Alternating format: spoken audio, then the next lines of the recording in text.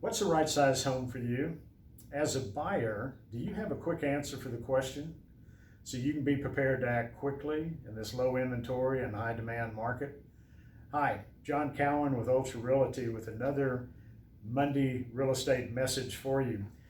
So, the reason I'm posing this question is because I've had a couple of things happen in the last week that really brought it to bear.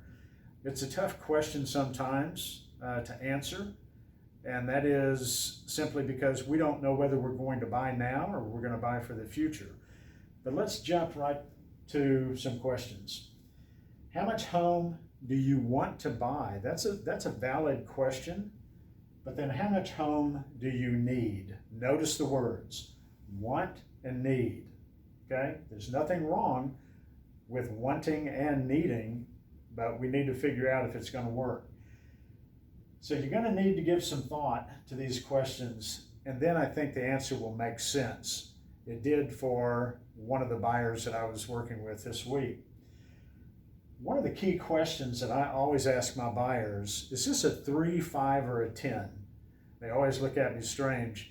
Do you think you'll stay in the home 3 years, 5 years, or 10?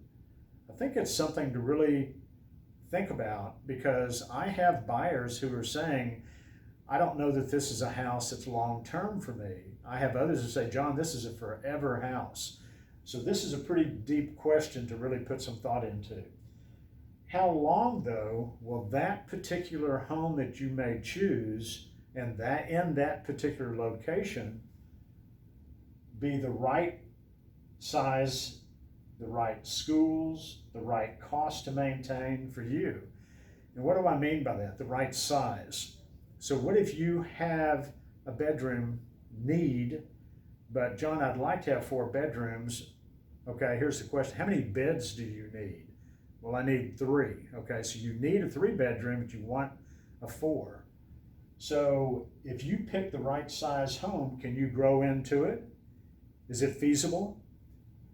You know, what if you had a situation where you've got an elder parent that needs to come, stay with you?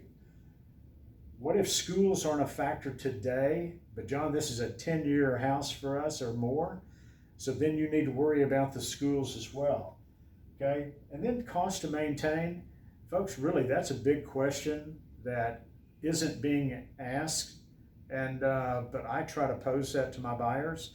Think about this house that you're buying. If it's older, it's going to take some cost to maintain it. If it's newer, maybe not so much.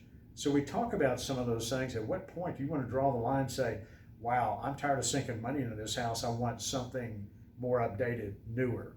Okay? So what if your job changes? Oh my gosh, has that happened to anybody in the last 6 months?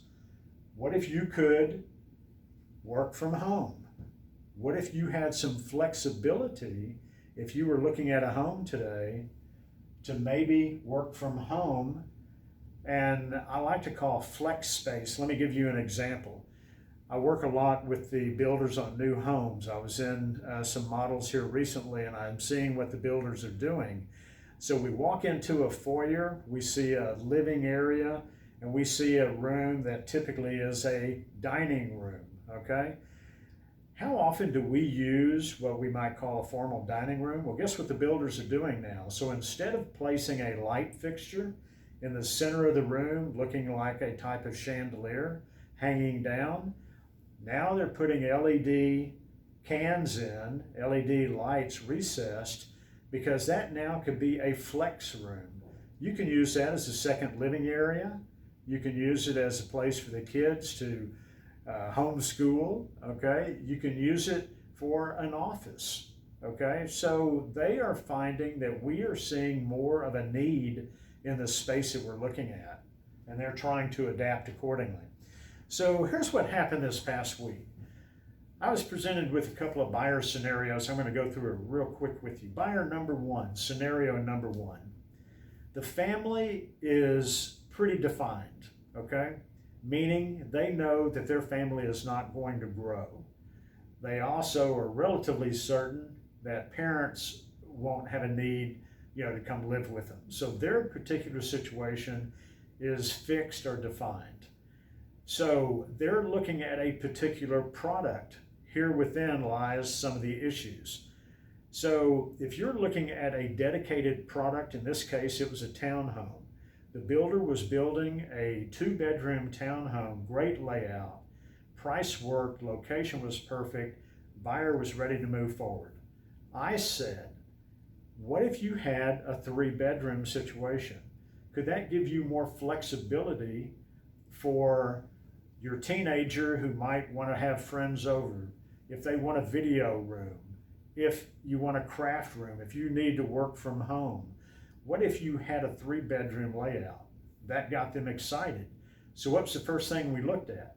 We looked at the cost issue. The builder was going to charge less than $7,000 to make it a 3-bedroom. Folks, that was $50 a month on a 30-year mortgage. Cost was not an issue. Availability. No, the builder said we can do it. What was the reality of getting it done? There was a problem. What they did is they would take the same floor plan of that 2-bedroom layout and scrunch everything down to get that 3rd bedroom in. It wasn't like they went into the attic framing and picked up some additional space. When they did that, they ruined the master bedroom. They made it smaller. You ended up with 2 small secondary bedrooms, and it even took a double vanity out of the master and turned it into a single vanity. Totally was not reality to do it. So that scenario presented itself very clearly. Cost wasn't an issue, the availability was there, it didn't make sense the way it laid out. Stay with the 2-bedroom, they wrote the contract, they're moving forward. So scenario number 2, a little different. Buyer has an opportunity to look in an area that the homes are larger. They're in a situation where they could grow and will grow. So do they look at a 3-bedroom now or a 4-bedroom? Do they look at a cost issue? Because now we're talking about some houses, single-family homes, that may have a pretty substantial cost differential to go up to that 4-bedroom. Is investment part of that plan? Could someone say, I don't need to have that 4-bedroom now, but from an investment standpoint, maybe in 3 years or 5 years, I might like to turn this house and then make a decision on what the forever home is. Folks, do you see where we're going? Some really good questions, some ways to break this down and think about what your options are. So I just really feel like this is something that is important for us to talk about. And if there's anything else that you think of when you're looking as a buyer, pick up the phone and call me. It's important for you to reach out to me. And how do you do that? Social media, my website, and please like, follow, share, okay? Love to get some feedback from you, but I've had people ask me, hey John, I saw your video, do you have a YouTube account? Absolutely, go to my YouTube account and see all the videos that we've been putting out. So folks, this is kind of new for me. Look forward to your support, look forward to being here for you. John Cowan, Ultra Realty, with another weekly real estate message. We'll see you soon. Thanks.